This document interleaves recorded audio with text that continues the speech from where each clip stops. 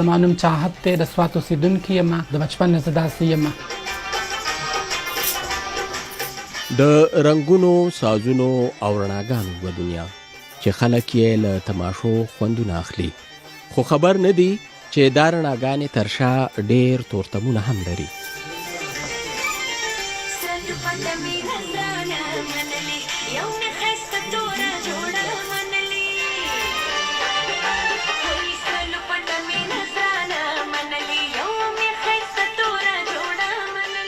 کور چې پکې تحفظ وي، د مور غیږ چې د مینې زانګو وي، او د بابا د پټکي سوری چې زړه پرې ودان وي. له چاحت ولې پاتې شول؟ چې کله نه سوات کې حالات خراب شو نو کور والا به هم دمکیانې راکولې. پهله خو ماته داسې خاص څه نه وي، خو چې کله نه طالبانو مطلب حالات خراب شو نو ما له به دمکیانې راکولې. ګیتا خو تا ته خو موږ ډېر وویل ته سمېږې نه، نو تا موږ طالبان له ورکوو، که ژوندی دي ښه ښه، که هر سره سره کوي، که مړکۍ دي مطلب هر سره سره کوي، نو بس موږ بیا نه شو هغه کولی. نو زما اړه کې هیره راغله چې خدای پاکه دوی خو ما طالبان له ورکوي، دا به څه کېږي. او هلته کې خو طالبانو ډېر ظلم به هم کوو. له 2007 نه تر 2009 کال پورې د سوات زیاتره برخې د وسلوالو طالبانو په ولقه کې وې چې خلکو ته به یې ډول ډول سزاګانې ورکولې.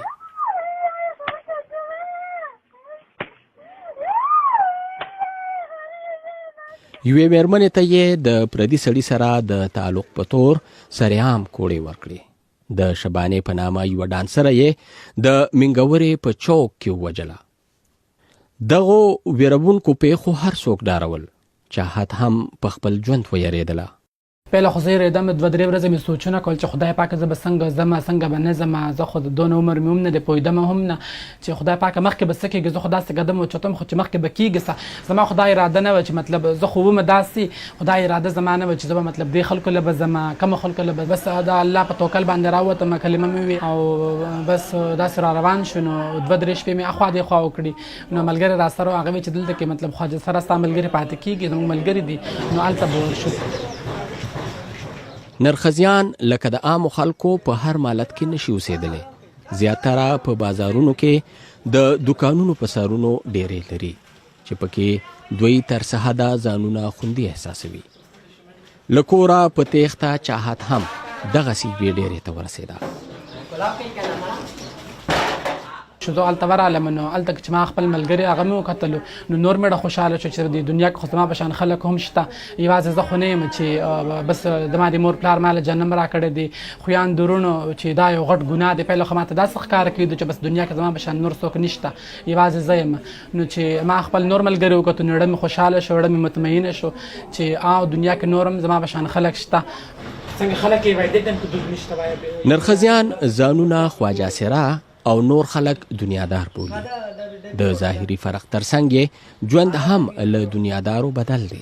زمونږ ژوند خو د عام خلکو نه ډېر مختلفه دی، ولې چې مور پلار هلته پاتې شو، دلته کې هم سکون نشته. بس خپله کې دوک سوک کوو چې چېرته خوشحالي نه هغه هم په خپلو کې شیر کوو، چې چېرته غم یې هغه هم په خپلو کې شیر کوو. بس زمونږ نور هېڅ څوک هم نشته.